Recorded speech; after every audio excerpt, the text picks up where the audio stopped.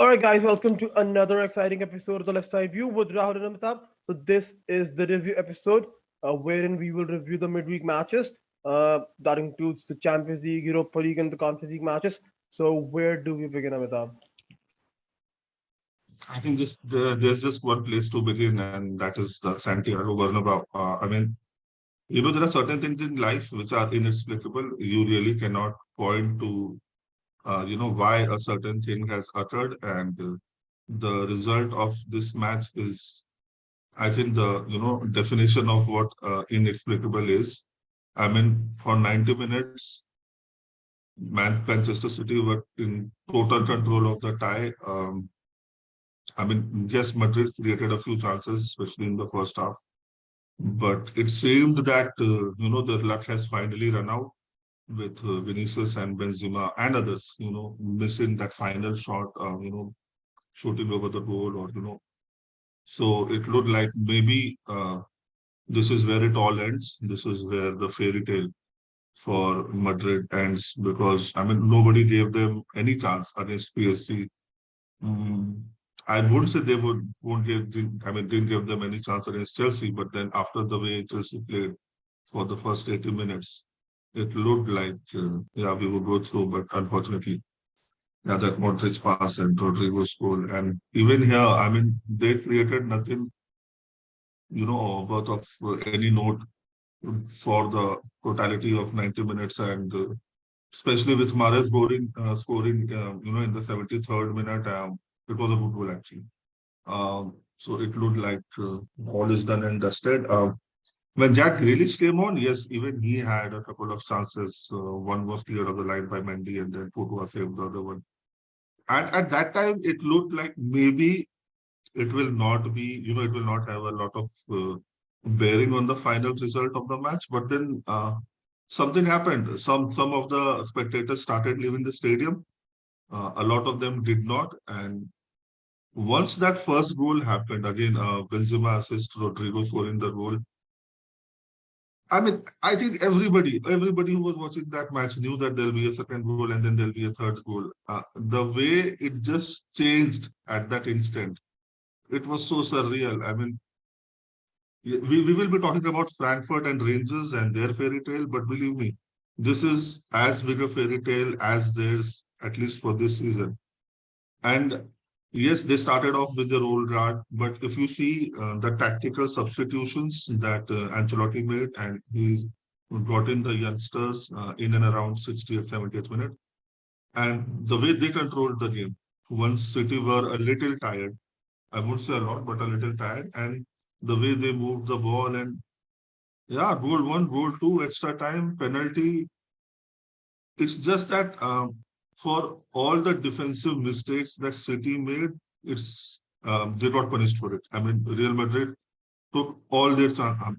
I won't say took all their chances. They did miss a few, but yeah, they took their crucial chances. And once they got that penalty from Ruben Dias's foul on Benzema, and Benzema scored that goal, another penalty, another important penalty. From there, the way they controlled the match, I don't think in the next 25 minutes of stipulated time, the ball was in play even for 10. So, yeah, good work. I mean, we were, talking to each other, messaging each other, and we are like, what the hell just happened?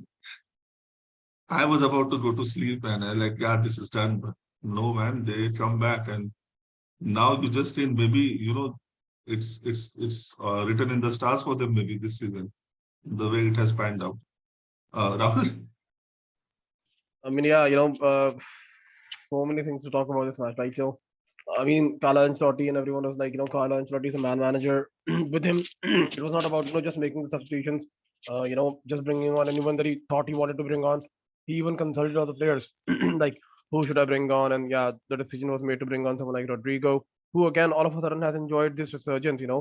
Ever since I think his goal against Chelsea. I mean, yeah, like nobody gave a chance. Nobody gave Real Madrid a chance. In 3 matches, like we all thought that by now they would be totally out of the competition. First PSG, but they made a comeback. Then even Chelsea, but then in the first leg they were so good, but then they still managed to come back. And now even against someone like Manchester City, even in the dying minutes, like seriously, not only was it nil-nil, but then uh, it was 4-3 to City, and then all of a sudden, even here the first goal was scored by Mara. So everyone was like, "No, man, like it's not gonna happen now, man. Like it's not gonna happen against Guardiola. It's not gonna happen against City." But then again, someone like Rodrigo came on, he scored, and then again, Bernabeu was at its feet, and yeah, lo and behold, another goal came. Like, stuff that is just not, you just can't write that kind of a script. Uh, I mean, I read somewhere that even someone like Benzema, when he got the penalty, he asked someone like Rodrigo to take the penalty because he wanted him to take the hat trick. Like that's the kind of player that he is, even in such a big game. He is so selfless that he asked someone like Rodrigo to take the penalty, but Rodrigo said that no. I mean, because obviously he would have said no, right? That's why Benzema took the penalty. Um, so my God, like seriously, man. I mean, yeah, the first half was pretty cagey affair. It was a pretty equal affair, nil-nil in a way, and yeah, made sense. And we all thought that it's probably gonna end this way. Maybe yes, Real Madrid do need that spark. That like maybe had Manchester City not scored, maybe would have not seen that come back from them. Maybe they needed Manchester City to open the scoring for them to really wake up. Um, I mean, otherwise, if you take a look at all the substitutions that they made, by the time the game ended, almost all their big players were on the bench. Uh, Modric, Cruz, Casemiro, Benzema. Another point that I want to make about someone like Casemiro. Yes, like we talk about, decisions that go in Manchester City's favor all the time or Liverpool's favor all the time. But in this case, I think a lot of the decisions went in Real Madrid's favor. Like, yes, I would be remiss if I didn't mention that someone like Casemiro was actually fortunate, so fortunate to be on the pitch in the second half. Like the fact that he did not even get a single yellow card, mind like in the first half is beyond me. Uh, I mean, seriously, he did not get even a single yellow card. Like, I still can't get over the fact. Uh, Yeah, wow. I mean, City getting a taste of their own medicine, I guess. Yeah, When it comes to Real Madrid, City definitely is the quality. yeah, Yeah. yeah. I mean, maybe yeah. Like in a way, when Real Madrid gave Atletico medicine a taste of their own medicine, maybe that's what Real Madrid did this time. They gave City a taste of their own medicine. So yes, maybe there is something about like I mean we've already seen a lot of talk. Someone like obviously we'll come to the Liverpool match, but then yeah, even someone like Salah has been talking about that he wants to face Real Madrid again. He wants to take revenge and all that stuff, and it's obviously a repeat of the last time Real Madrid were in the final in 2018. The last time that Ronaldo was there, the last time they won the Champions League. So yeah, it's a repeat of the final from 4 years ago. Um, so I mean, again, there are so many questions mark now about Guardiola, Manchester City, his caliber in the Champions League. Like that's the thing, I don't really think this time out he actually made any crazy or a weird decision. Uh, this time he actually, played the natural game that City usually play. Like usually you would see that City get knocked out because they do something crazy, but this time even that didn't happen. But still, they got knocked out. So even Guardiola was on the defensive. He was like, the owners did not buy this club only to win the Champions League. So there are a million things. Yes, like people can say what they want to say, right? Oh, money can't buy you this, money can't buy you that, and all that. But then sometimes uh, it's just written in the stars. That's the beauty of football, right? So yeah, great match. I think. Yeah, we can probably move on. Yeah, coming to Guardiola, I think had it been someone else who has lost so many crucial matches in Europe, someone like an Antonio Conte, for example, I think he would have been branded long ago that he does not know what to do in the Champions League. But in my opinion, see, he gives us very few instances where we can actually criticize him, Guardiola. I mean, the ultimate respect that we can give them is like what we always say: his teams play with a cheat code. So, but we have to say that yeah, there is a block there. Something happens to him, and even in this match, by the end of it, he had Rodri, Fernandinho, and Gundogan playing the same position, basically defensive midfielder. So behind the back four, you already had a cushion of three more players doing the same thing, and still, I don't. I mean, yeah, it is. I mean, his 3 seasons in Munich, they were not successful in terms of Champions League. And then now that he's here, he has lost to teams like, Lyon and Spurs. Again, they were favorites, not in our eyes, but in the eyes of many as favorites for last year's final. And I mean, the buck has to stop at him if he is the one who's been selected for all the good performances. I mean, he has to take some blame for it. Uh, I think I yes, yes, Rahul. I think just one more thing to add here. Like, yeah, obviously, maybe it's all about hindsight and a retrospective this opinion, I guess. Maybe yes, he would now think that why did he not sign a striker? Maybe that's the reason why that I actually feel like come the transfer window this time he's not going to miss. I think if if the rumors are to be believed, and I think they are, then yes, I think he's going to go all out for Haaland now. I think yes, he's not going to take any chances. Yeah, and just one more thing. I think yes, I mean it happens. Yes, it happens. So can't really say more about that. Yeah, he did get a little defensive at the end of it, where he had, Madrid by the scruff of the neck. He could have, attacked more, but then okay, it is always easier to say all this post fact. Um, One thing I would like to say that this match was not lost by City in the Bernabeu. It was actually at the Etihad when they had so many golden chances. And instead of 4-3, it could have been 5-3, 6-3, you name it. And yeah, something to learn from maybe for the next season. Yeah, I think that's about it. It was definitely a great match. And then Yeah. yeah, let's talk about Real Madrid's opponents now. I think Yep. So yeah. another match, wherein we thought that we're gonna have an upset. Like we both said that.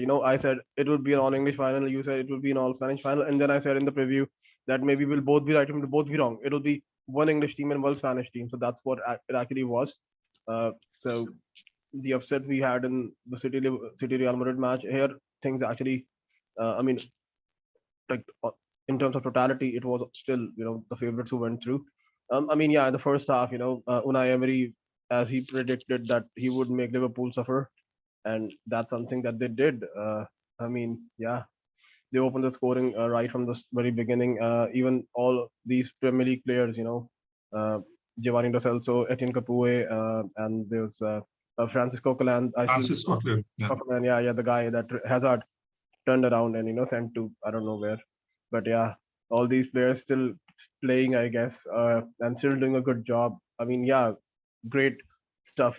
Stuff again that you just can't write it. But then again, I guess had it not been for the howler or the gaff or the blunder or the performance of their goalkeeper Giovanni or Gennaro Merulli, I think then maybe we would have a different outcome. But then yeah, sometimes you do need a little bit of luck, and that's what happened against Liverpool.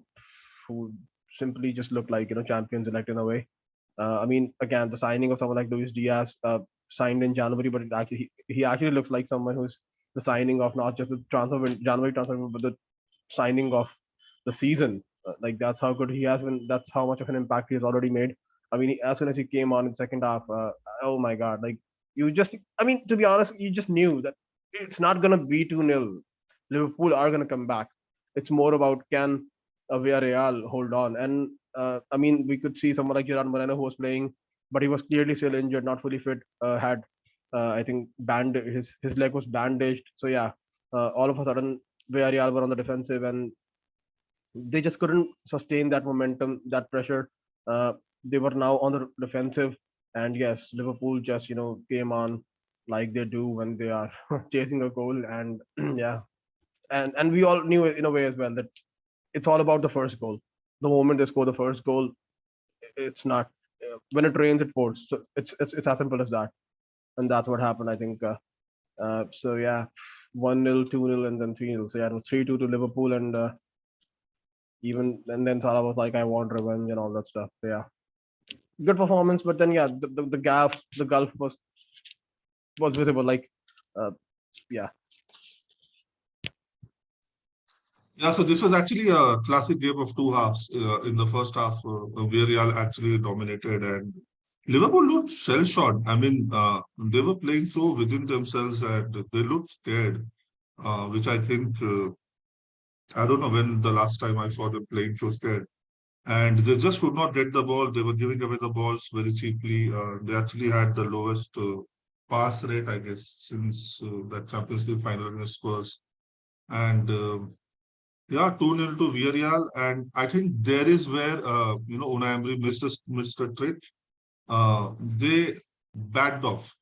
They actually preempted that Liverpool would strike now and they backed off. And again, I think even the fitness issues came to the fore with the speed and everything of the Premier League. I think the players of La Liga they just struggled to have a high intensity match after the first half.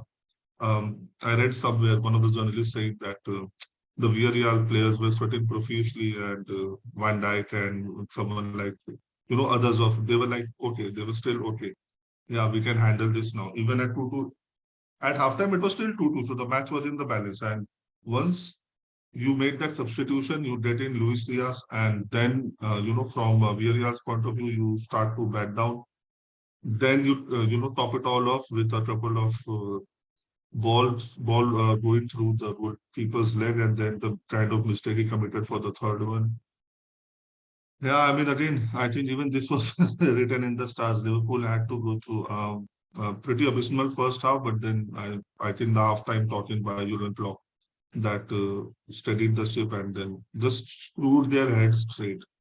Basically, they played well, and yeah, right after that match, Salah was very adamant and very vocal about he wants to play Real Madrid.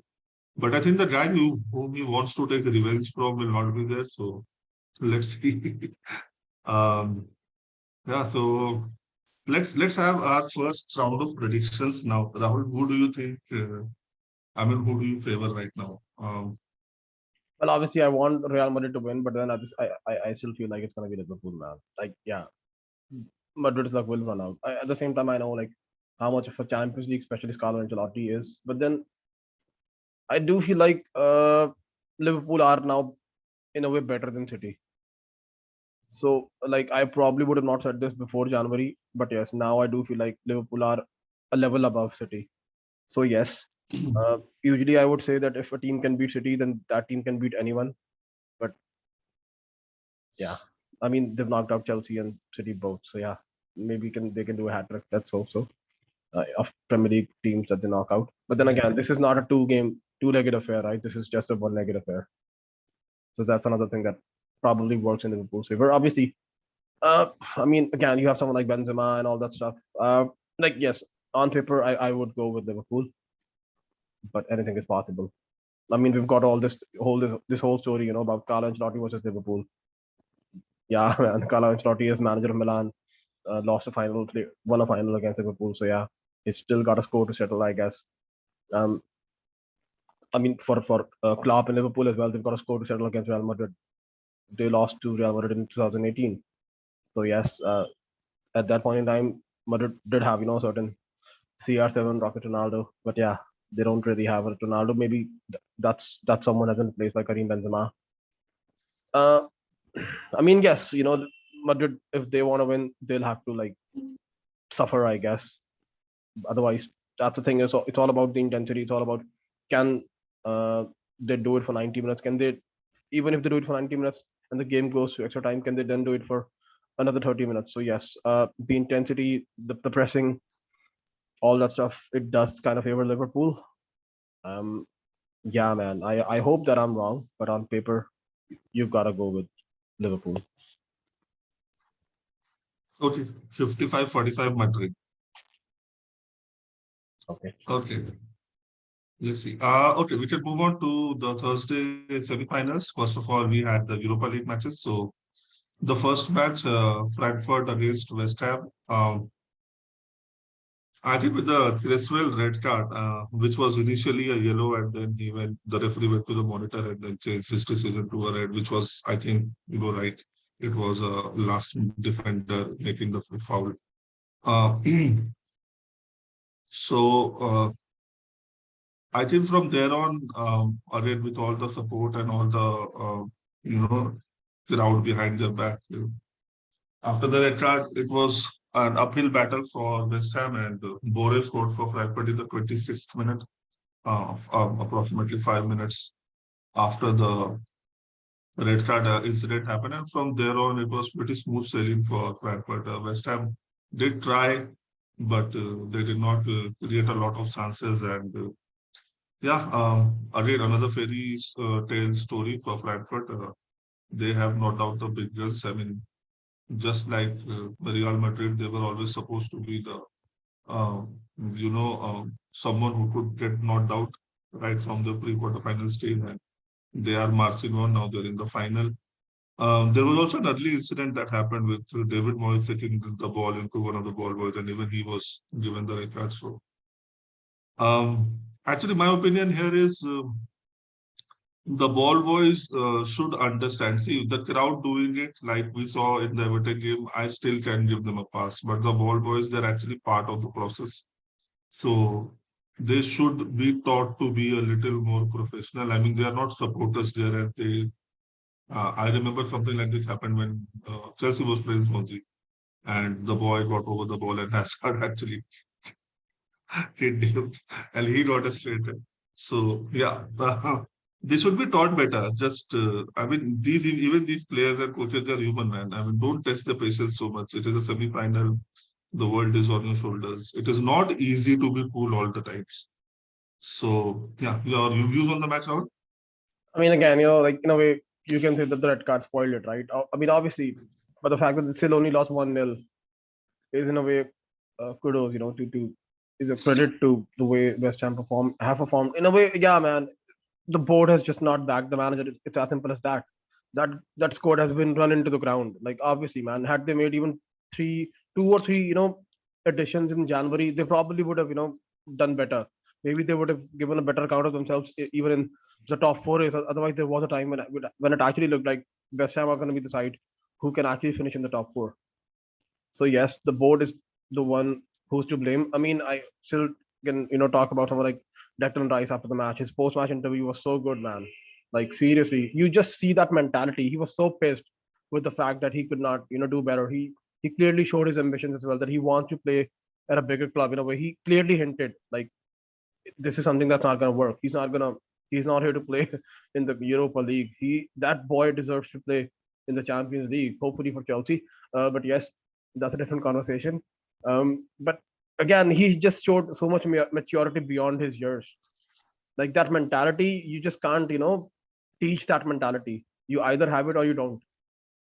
I mean, after the match again, the Frankfurt supporters, they came to the pitch and everything. I mean, you have to say that even in the first half, the damage was done, right? Like uh, losing 2-1 at home, it always makes it difficult for you.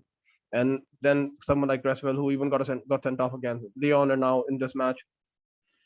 So yeah, maybe he'll have something to say about his red card against Leon, but here he didn't have anything to say. Like there's nothing that you could say about it.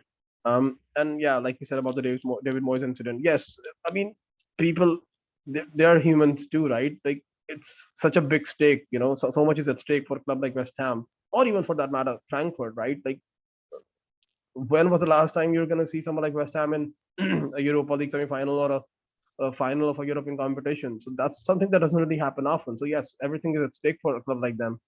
Um, and yeah, and as soon as the player was sent off, like, and then they scored one more to make it 3-1 on aggregate. Like, what's the point? Like, what are West Ham gonna do? Even if they for some reason score one, or what if, like, even if they somehow manage to take the game to extra time with 10 men, it's just mission impossible. So yeah. Yeah, yeah. All I'm saying is just teach them better, teach the ball boys better. I mean, I remember there was an instance Liverpool against Barcelona when the ball was given to Trent Alexander and Arnold for the corner, and Origi scored, I guess, the fourth goal in that comeback. So yeah, just do that, but don't teach them all these dark. The next match was Rangers against Leipzig against a wonderful crowd. The 12th man in both these matches were actually, I think, the crucial thing. This striker Roof could not play here due to an injury. So Yeah, but it was actually the captain Tavernier and Kamara who scored in the 18th and 24th minute. So the Rangers equalized the tie pretty soon. And from there on, both the teams tried their best. But it was in the second half, 70th minute, and Cuckoo scored. So um, Rangers actually took the lead by the 24th minute. And when Nkuku scored, it was a drawn affair at 20 minutes to go. But then Lundstrom again scored in the 80th minute. And Rangers win this match 3-1. So Leipzig would have thought that they have missed a chance because much like West Ham, they were also, pinning their hopes on winning this competition, especially with Barcelona out. But that is not to be the case. Again, Rangers versus Frankfurt. I think we should be looking at a very exciting semi-final. Both the teams trying to play, as attacking as possible. So yeah, looking forward to the final. I mean, yeah, James Tavernier, he's right back. He's 30 years old, and he's the top scorer of the Europa League. 7 goals in the competition, like I think 9 goal contributions. So wow, and seriously, like he's been. I mean, they don't even players of back three. They play with the back four, and still he's their top scorer. Yeah, I mean, you've got to talk about the same logic, with Leipzig as well. They even lost against Mönchengladbach on Monday 3-1 because they thought that they would, pin all their hopes, put all their eggs in this basket of Europa League.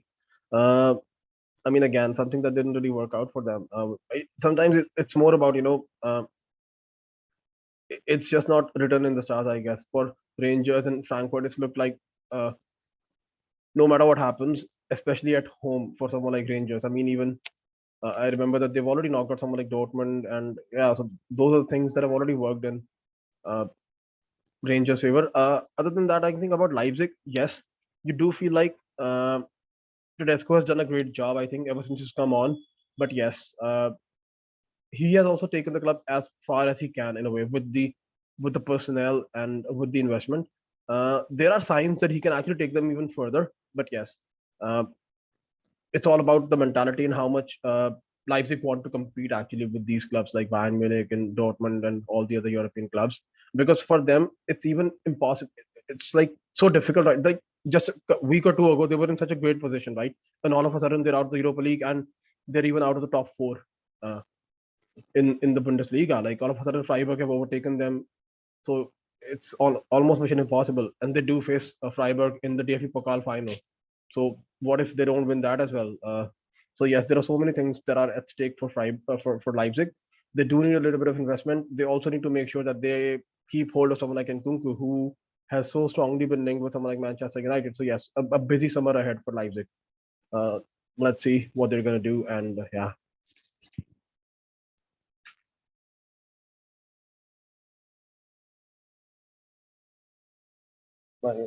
You're on mute, Amitabh. You're on.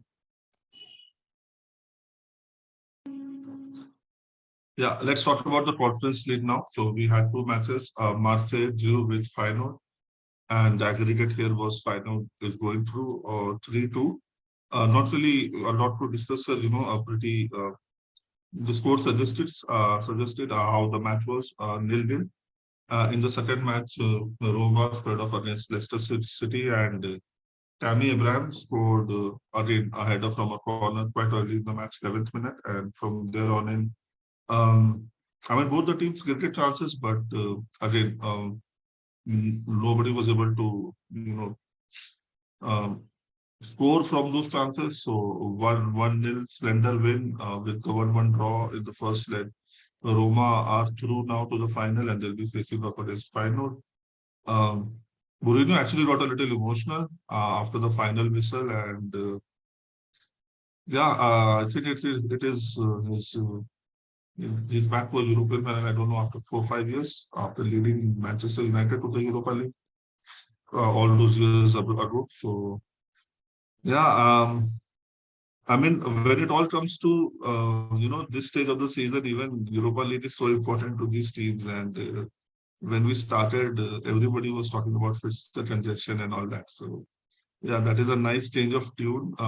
But again, I think looking at it now, I think this competition has been a good initiative for all the teams that have not been part of the other two European competitions. So something to look forward to, and of course, it will be good for teams who are like in the seventh, eighth, ninth position in their own leagues, and not seventh actually, fifth and below, fifth to eighth. So once they qualify, they have something to look forward to, and it will give them that European experience playing, in different stadiums, so that when they take the next step, they are more prepared for it. So for me, I think this tournament gets a thumbs up, and again, looking forward to the final, Roma versus final. Rahul? I mean, yeah, man. Yeah, it's so heartwarming to see Mourinho. Yeah, yeah. I mean, like we said, that I know that. But then there has to be a context, right? So yes, the first manager to ever reach the Champions League, the Europa League, and the Conference League final. I mean, yeah. And if he wins this competition, then I think the first uh, Italian team since Mourinho's Inter Milan to win a European competition in 2010. I mean, just 2 seasons ago, I think Inter Milan under Conte reached the final against Sevilla, but they lost, like they always do. For Conte, it doesn't really work except in the leagues. But yeah, different conversation. Uh, our boy Tammy Abraham from Cobham, scored the winner. I mean, again, like we said, that maybe the mentality or the experience thing will come uh, full circle, I guess, for someone like Brendan Rodgers. Like as has been the problem for Leicester City whole season, that is conceding from corners and so all these things, and that's again what happened. Mourinho just knew that that's what he needs to exploit, um, and yeah, Roma had a corner and they scored from there. It was as predictable as that. They were playing with a 4-3-3 formation, Leicester, but then in the second half, changed the formation. They tried to match Roma's formation of a back three. They took off all both their wingers, Javi Bandhan and Demola Lookman, brought on someone like Iheanacho alongside Vardy. Yeah, brought on a defender as well. So yeah, played with 3-5-2. But then by that time, the damage had already been done. The experience of someone like Jose Mourinho in a competition like this, to lock the game off. And yeah, like you could again, like you said, it just means so much to a club like Roma that has not really won anything in a long time, like God knows how long. So yes, I mean, just 3 seasons or 4 seasons ago, when Liverpool won the competition, I think when Roma knocked out someone like Barcelona, uh, you thought that maybe that was their year, but then they lost to the eventual winners, I think, uh, Liverpool. So yes, hopefully they're gonna win this time, against someone like Feyenoord. And yeah, it's just a match made in heaven, I guess. Maybe like you said this before, that if Roma can do a great job here, then maybe he'll get more money to spend. And let's see what Roma can do now. Yeah, so before we wrap this up, just one more match to discuss. There was a match of Serie A on Thursday. It was actually a six-pointer with two teams mired in the relegation battle facing each other, Salernitana versus Venezia. And it was the hosts who won this match 2-1, a huge win for Salernitana. They're actually now out of the relegation zone.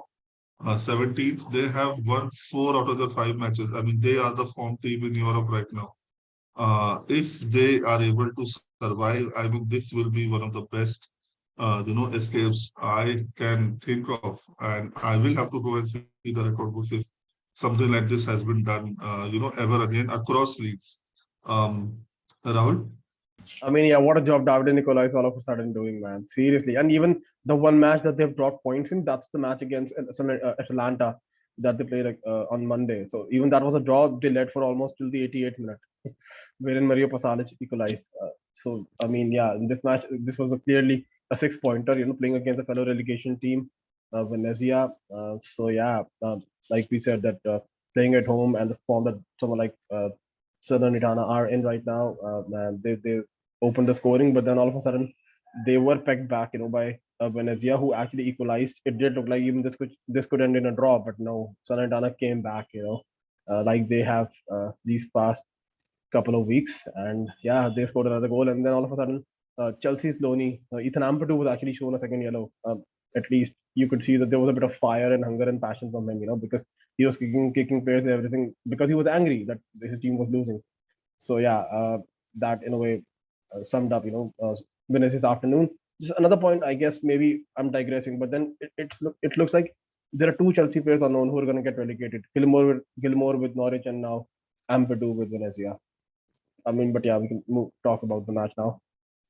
Yeah, it does look like these this new vein of form it could be enough. But then again, we're probably going to talk about Genoa's match with Juventus tomorrow, and also the fact that someone like Cagliari have actually sacked their manager Walter Mazzari. So yes, you never know what's going to happen now, because I think Sanitana still have to play Cagliari as well. So there are these matches that are still left, or not just good matches, interesting matches, but even these 6 pointers kind of matches that are still left. So yeah, anything actually could happen. Like we've been talking about from the very beginning, it's usually like the interest level that we see in Serie A. I don't think we see anywhere else right now. Yeah. Yeah, I mean, it's as good as the championship battle there. So yeah, looking forward to it. I think with that we come to the end of our review podcast. Thank you so much, guys, for watching. We'll be back with our preview of all the weekend matches pretty soon. Till then, take care. Bye bye. All right, guys.